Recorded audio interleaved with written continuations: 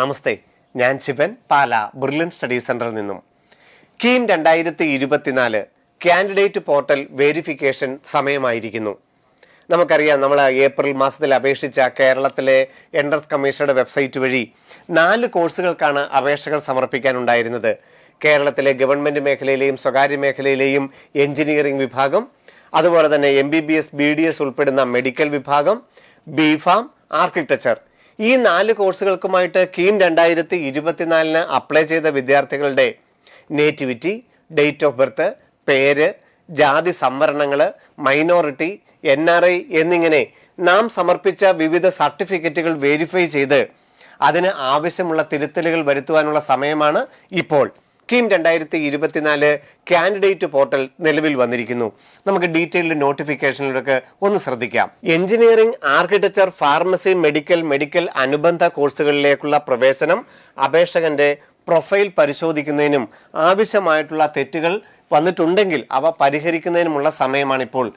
അപേക്ഷിച്ചിരിക്കുന്ന എല്ലാ വിദ്യാർത്ഥികളും, ഏതാണ്ട് 1.5 ലക്ഷം വിദ്യാർത്ഥികളാണ് കീം 2024 വഴി എഞ്ചിനീയറിംഗിനും മെഡിക്കലിനും ബിഫാമിനും ആർക്കിടെക്ചറിനും ഒക്കെ അപ്ലൈ ചെയ്തിരിക്കുന്നത്.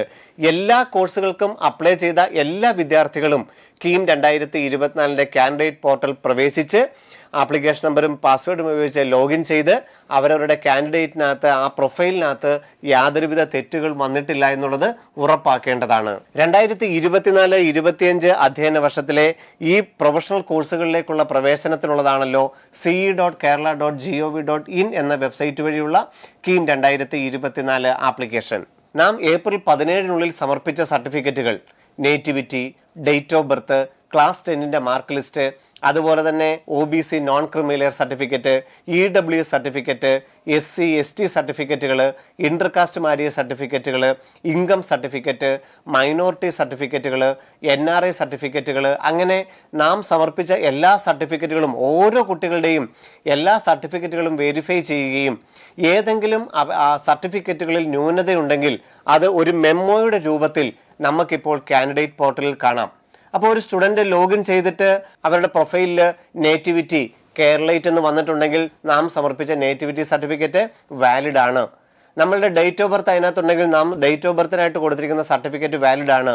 നമ്മളുടെ ജാതി ഇപ്പോൾ ഈഴവയാണെന്നിരിക്കട്ടെ, അല്ലെ മുസ്ലിം ആണെന്നിരിക്കട്ടെ, നാം കാൻഡിഡേറ്റ് പോർട്ടൽ പ്രവേശിച്ച് കഴിയുമ്പോൾ നമ്മുടെ കാറ്റഗറിയുടെ സ്ഥാനത്ത് EZ എന്നുള്ളതാണെങ്കിൽ നാം സമർപ്പിച്ച നോൺ ക്രിമിലെയർ സർട്ടിഫിക്കറ്റ് അക്സെപ്റ്റ് ചെയ്തു, ഈഴവ റിസർവേഷൻ നമുക്ക് ലഭിച്ചിട്ടുണ്ടെന്ന് മനസ്സിലാക്കാം.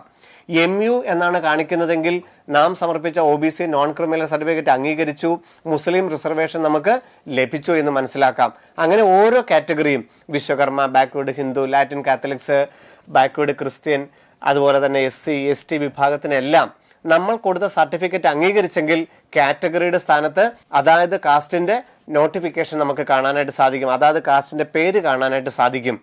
OEC വിഭാഗത്തിൽ എലിജിബിൾ കമ്മ്യൂണിറ്റി EC എന്ന് കാണിച്ചിട്ടുണ്ടെങ്കിൽ ബാക്ക്വേർഡ് ഹിന്ദു വിഭാഗത്തിനൊക്കെ ട്യൂഷൻ ഫീസ് ഇല്ലാതെ പഠിക്കാൻ പറ്റുന്ന ആ ഒരു പ്രൊഫൈലും അംഗീകരിച്ചു എന്നുള്ളത് നമുക്ക് മനസ്സിലാക്കാം. അതുപോലെ തന്നെ മൈനോറിറ്റി, ക്രിസ്ത്യൻ മൈനോറിറ്റി കോളേജുകളിലോട്ട് വേണ്ടിയിട്ടുള്ള ക്രിസ്ത്യൻ മൈനോറിറ്റി സർട്ടിഫിക്കറ്റുകൾക്ക് ഓൾ ക്രിസ്ത്യൻ AC എന്ന് അനുവദിച്ചിട്ടുണ്ടെങ്കിൽ ആ സർട്ടിഫിക്കറ്റും അംഗീകരിച്ചു എന്ന് മനസ്സിലാക്കാം.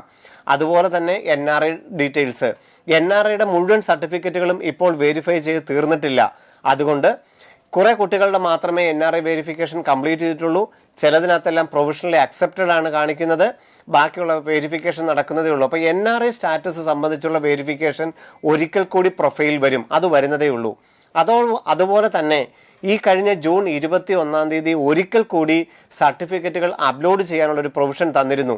ആ സർട്ടിഫിക്കറ്റുകളും എൻട്രൻസ് കമ്മീഷണർ വെരിഫൈ ചെയ്ത് തീർന്നിട്ടില്ല, അതും യഥാസമയം നിങ്ങളെ അറിയിക്കുന്നതായിരിക്കും. കാൻഡിഡേറ്റ് പോർട്ടലിൽ പ്രവേശിച്ച് കഴിയുമ്പോൾ നിങ്ങൾക്ക് മെമ്മോയാണ് കാണുന്നതെങ്കിൽ നേറ്റിവിറ്റിയുടെ അവിടെയോ അല്ലെങ്കിൽ കാറ്റഗറിയുടെ അവിടെയോ മൈനോറിറ്റി സർട്ടിഫിക്കറ്റിൻ്റെ അവിടെയോ ഒക്കെ നിങ്ങൾക്ക് മെമ്മോയാണ് കാണുന്നതെങ്കിൽ എന്ത് സർട്ടിഫിക്കറ്റാണ്, എന്താണ് നമ്മുടെ സർട്ടിഫിക്കറ്റിൽ വന്നിരിക്കുന്ന അപാകത എന്നുള്ളത് വ്യക്തമായിട്ടും ആ മെമ്മോയിൽ കാണിച്ചിട്ടുണ്ടാവും.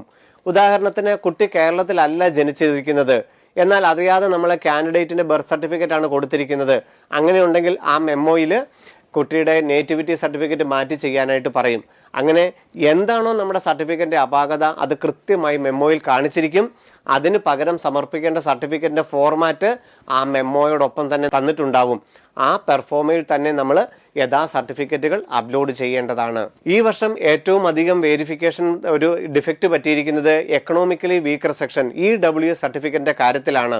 എല്ലാ വിദ്യാർത്ഥികളും എഞ്ചിനീയറിംഗിൻ്റെയോ മെഡിക്കലിൻ്റെയോ EWS റിസർവേഷൻ ലഭിക്കണമെങ്കിൽ പ്രോസ്പെക്ടസിൻ്റെ 218-ാമത്തെ പേജിൽ കിടക്കുന്ന ഇതേ ഫോർമാറ്റിൽ തന്നെ നിർബന്ധമായും EWS സർട്ടിഫിക്കറ്റ് അപ്ലോഡ് ചെയ്യേണ്ടതാണ്. അപ്പം നിങ്ങൾ EWS കാറ്റഗറിക്ക് അർഹരാണ്. നിങ്ങളുടെ കാറ്റഗറിയുടെ അവിടെ EW എന്ന് അനുവദിച്ചു വന്നിട്ടില്ല, പകരം മെമ്മോയാണെങ്കിൽ നിങ്ങൾ ഈ പെർഫോമയിൽ നമ്മുടെ കീം 2024 കാൻഡിഡേറ്റ് പോർട്ടലിലുള്ള പ്രോസ്പെക്ടസിൻ്റെ 218-ാമത്തെ പേജിൻ്റെ ഈ പെർഫോമ ഡൗൺലോഡ് ചെയ്യുകയും വില്ലേജ് ഓഫീസിൽ നിന്ന് ഈ പെർഫോമയിൽ തന്നെ EWS സർട്ടിഫിക്കറ്റ് അപ്ലോഡ് ചെയ്താൽ മാത്രമേ EWS റിസർവേഷൻ ലഭിക്കുകയുള്ളൂ. കാൻഡിഡേറ്റ് പോർട്ടൽ വെരിഫൈ ചെയ്യുന്നതിനായിട്ട് നമുക്കറിയാം ce.kerala.gov.in എന്ന വെബ്സൈറ്റിൽ പ്രവേശിക്കുകയും കീം 2024 കാൻഡിഡേറ്റ് പോർട്ടൽ എന്ന ലിങ്ക് വഴി ആപ്ലിക്കേഷൻ നമ്പറും പാസ്വേഡും ഉപയോഗിച്ച് ലോഗിൻ ചെയ്ത് കഴിഞ്ഞാൽ നമ്മളുടെ പ്രൊഫൈൽ പേജ് നമുക്ക് കാണാൻ സാധിക്കും. നമുക്കറിയാം കേരള എഞ്ചിനീയറിംഗ് റിസൾട്ട് ഇന്ന് പ്രഖ്യാപിക്കുകയാണ്.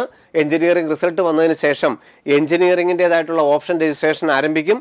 അതിനുശേഷം നീറ്റിന്റെ ആപ്ലിക്കേഷൻ നമ്പറും റോൾ നമ്പറും ഒക്കെ എൻ്റർ ചെയ്ത് കേരള മെഡിക്കൽ റാങ്ക് ലിസ്റ്റ് തയ്യാറാക്കേണ്ടവർക്കുള്ള പ്രൊവിഷണൽ അടുത്തയാഴ്ച ആരംഭിക്കും. അതിനുശേഷം കേരള മെഡിക്കൽ റാങ്ക് ലിസ്റ്റ് പ്രഖ്യാപിക്കും. കേരള മെഡിക്കലിൻ്റെയും BPharmൻ്റെയും അലോട്ട്മെൻറ്റ് അതിനുശേഷം നടക്കും. അപ്പോൾ കേരളത്തിൻ്റെ പ്രൊഫഷണൽ കോഴ്സുകളിലോട്ടുള്ള 2024-25 അധ്യയന വർഷത്തിലെ പ്രൊഫഷണൽ കോഴ്സുകളിലോട്ടുള്ള പ്രവേശന നടപടികളെല്ലാം ഉടൻ തന്നെ ആരംഭിക്കുന്നതാണ്. അപേക്ഷിച്ച എല്ലാ വിദ്യാർത്ഥികളും അവരുടെ കാൻഡിഡേറ്റ് പോർട്ടൽ സന്ദർശിച്ച് യഥാസമയം എല്ലാ സർട്ടിഫിക്കറ്റുകളും വെരിഫൈ ചെയ്തിട്ടുണ്ടോ എന്നുള്ളത് ഉറപ്പാക്കേണ്ടതാണ്. വീണ്ടും കാണാം. നന്ദി, നമസ്കാരം. എൻട്രൻസ് സംബന്ധമായ വാർത്തകളും അപ്ഡേഷനുകളും ഏറ്റവും വേഗം ആധികാരികമായി അറിയാൻ ബ്രില്യൻറ്റ് സ്റ്റഡി സെന്റർ പാല യൂട്യൂബ് ചാനൽ സബ്സ്ക്രൈബ് ചെയ്യുക. ബെൽ ഐക്കൺ അമർത്തുക. ഈ വീഡിയോ മറ്റു സുഹൃത്തുക്കളിലേക്കും ഷെയർ ചെയ്ത് നൽകുക.